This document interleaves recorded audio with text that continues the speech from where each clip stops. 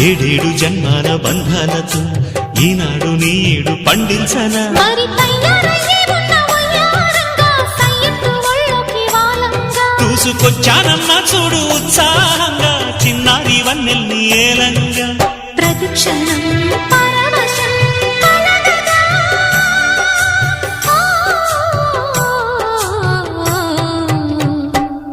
మనసా పలకవే మధుమాసపు కోయిలవై చెలిమే తెలుపవే చిగురాశల గీతికవై